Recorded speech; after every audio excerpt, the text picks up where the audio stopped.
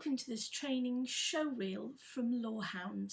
My name's Steph Barber and I'm one of the founders of Lawhound, and I practiced as a solicitor for many years. One of my specialist areas was data protection and privacy.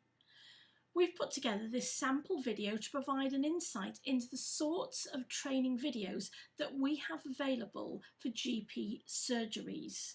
This sample is taken from our data protection and GDPR library.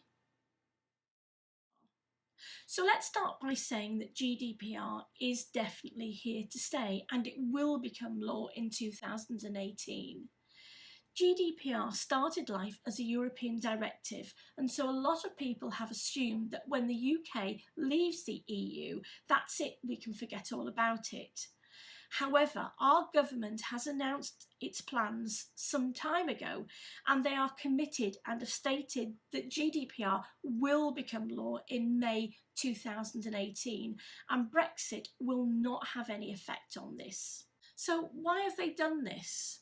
Well, the UK hopes to continue to do business with the EU, and it's really clear from GDPR that any organisation who wants to offer any type of service to the EU market must comply with GDPR.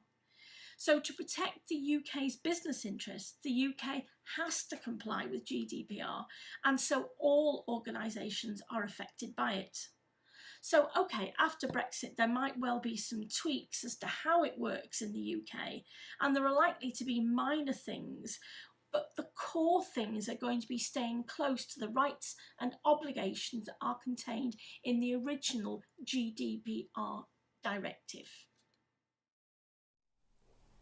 Healthcare providers operate in high-trust environments. Patients expect their sensitive personal and medical information to be properly protected. GDPR makes some changes in how information is protected. Take three related but separate sets of data category: administrative, medical, and pharmacology. A GP is likely to have open access to all these areas of data.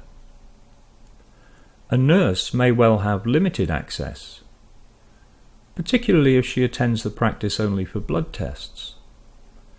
A member of staff who is on disciplinary suspension should have no access. An agency temp should typically have limited access. What remote access controls do you need for someone working part-time from home? Compartmentalizing data into categories enables you to have more control of the proper access to data. A paediatric nurse attending to run clinics may require access to the significant elements of a family medical history, but access to the parent's detailed information isn't routinely necessary. A locum providing holiday cover may have remote access to patient records for home visits, but it's up to you to ensure that the access is terminated as soon as the locum is released by the practice. It will help to identify the way your system categorizes the data you process. This will enable you to decide which roles require access to which categories of data. Planning and a considered approach to data management will help you to develop a model that not only works for your practice, but which also ensures that you're GDPR compliant. So what about breaches of data? Well, we need to be prepared to self-police and report certain types of breaches to the relevant supervisory authority, which in our case is the ICO or Information Commissioner's Office. And that reporting has to take place within 72 hours. We've seen the court involvement and the bad PR over the GP's ex-employee who could access data post-termination, and so it really is a time to examine and to tighten up security measures within every practice. The types of breaches that need to be reported to the ICO are those which are likely to result in a risk to the rights and freedoms of individuals. The test here is significant detrimental effect on a person's life. So something like loss of confidentiality or damage to reputation or financial loss will count. It means assessing each breach according to the potential damage. So, for example, a breach of details which could result in identity fraud would be something that's reportable. Notifying the ICO is the first stage, but you also need to inform the individuals concerned, the data subjects, which is necessary when there's a high risk, and this is a higher threshold than when notifying the ICO, and it's a high risk to their rights and freedoms.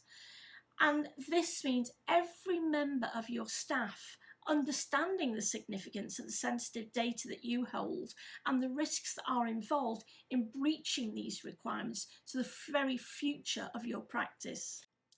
All GP practices need to check existing systems that are in place and self-audit to be able to deal with this, or run the risk of high fines and very, very unwelcome public scrutiny, as well as potential legal action.